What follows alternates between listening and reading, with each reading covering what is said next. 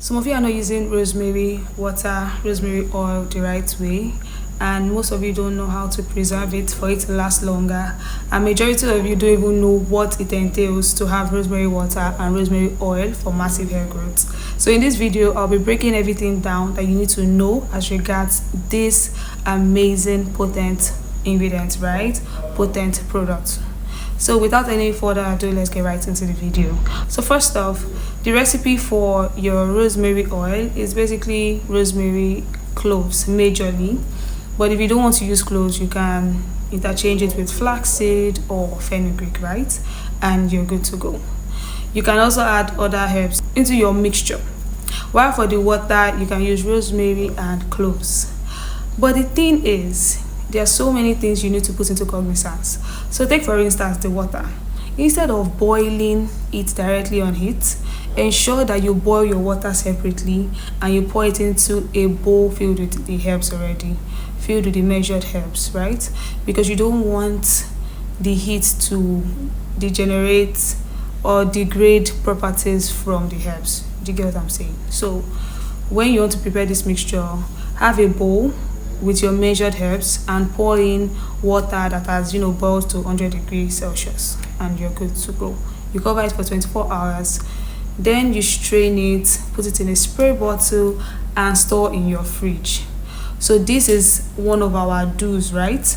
Always store your rosemary water in the fridge to avoid it from spoiling, to avoid microbes from growing on the surface and all of that, to avoid it from having a foul smell, which would not be pleasant for use anymore. And you don't want your resources like your rosemary and cloves to go to a waste, because it is not so easily accessible to most people. Some people will say, oh, they don't really have like rosemary leaves in their vicinity, in their region and all of that. So imagine the pain they would take to actually get it finally, only for them to preserve it in a very wrong way and end up wasting everything. It is a no-no, right?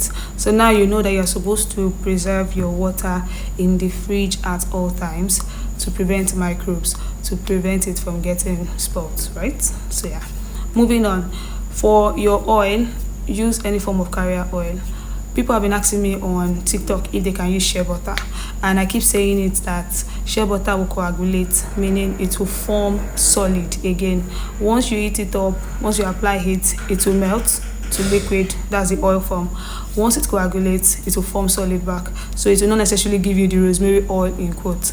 That is why you need to use a carrier oil like your olive oil, your argan oil, your jojoba oil and the likes, right? Just look for anyone that's suitable, that will penetrate into your hair shaft, and make good use of it. So these are like the do's and don'ts. Just try to take notes as much as possible. Then for the water, don't put too much cloves in it. Don't put too much cloves in it. You can just put like few of the seeds if possible, or you can put like half teaspoon if possible, depending on the quantity of water that you want to do. But in most cases, your cloves should not be more than your rosemary, and also it should not be too much for the mixture. In general, don't use too much cloves to avoid it from having adverse effects on your hair strands, which is hair breakage. And on this page, we're trying as much as possible to prevent any form of hair breakage, because we're trying to retain length as opposed breaking of our length. Do you get? So anything that will make you lose length should be avoided at all costs. Another thing you need to know is that you can easily pair the water with the oil. So the first step is to spray your water directly on your scalp, and also little quantity on your hair strands. Then you seal it up with the oil, with your rosemary oil, or you spray the water, you apply leave-in conditioner, and you apply your oil to seal in the moisture. Either way, it is fine. It is very good for you to pair both of them, and you see like tremendous results. You see like massive hair growth and all of that. It will help you grow out long, bouncy, full hair.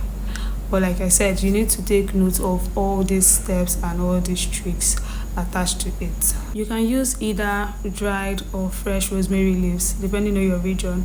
If you have the fresh leaves, go ahead and use it. If you have the dried leaves, go ahead and use it. It is not a case of which one works better or which one works faster. Just use either of them and you're good to go. But if there's a case of you having the fresh and the dried at hand, go for the fresh one, because some of the properties are still very much intact. and you can work better with it, you get. But if not, you can go with the dried one, you still get amazing results. So either way, it is totally fine. Try as much as possible not to put your oil directly under sunlight or very close to heat. Don't do that. When you're storing your oil, keep it in a cool, dry place. People usually ask if they can use shea butter as a moisturizing agent, right? It is a no. Shea butter is also a sealant. It is almost having the same work as your rosemary oil as a sealant. So instead of using shea butter as a moisturizer, use your leave-in conditioner. A very moisturizing leave-in conditioner that is suitable for your hair type, your hair porosity, and your hair texture, right? Try as much as possible to select the best of the best, because if your hair is not as moisturized as possible, it will still break. And like I said earlier, we are trying to prevent breakage. So take note of all these bits and tricks, right? And also you can infuse lavender into your rosemary and cloves water. Lavender is very good. It also have like benefits for hair growth, and it is amazing. With the amazing fragrance, you will be sure that your water will be scenting nice. It will be well put together, well scented. If by any chance you're using the fresh rosemary leaves, try as much as possible to rinse it off. Rinse it thoroughly to remove any form of dirt, any form of debris on the leaves, because you need to work with pure substances. You need to work with substances that are actually clean to a large extent. So try to rinse it off, regardless of whether you buy it from a mall or whether you cut it from your garden or your flower shop or whatever. Just try as much as possible to rinse it well before you use it. For maximum results, ensure that you target your scalp. As we all know, growth starts from the scalp. Growth is actually from our scalp. So when you're trying to spray the water, focus on your scalp. When you're trying to apply the oil, focus on your scalp. Then you can extend a bit of it to your hair strands. And try to apply it on a very clean scalp. Don't apply it to dandruff-filled scalp or flaky scalp in general.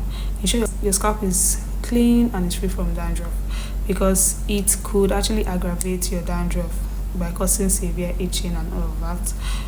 But if your scalp is clean, then you're good to go.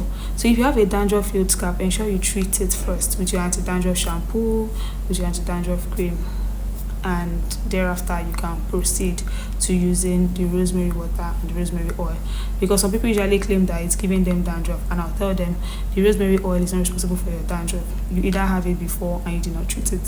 So treat that first before using the rosemary mixture. Don't forget to extend the hand of fellowship to your edges. Apply this mixture on your edge line. It is very good for growing out your edges. If you know that you have stunted hair growth, if you know that your edge line is not visible, if you know that it is non-existent, try to extend the mixture to your edges and massage your scalp. Always massage the mixture into your scalp.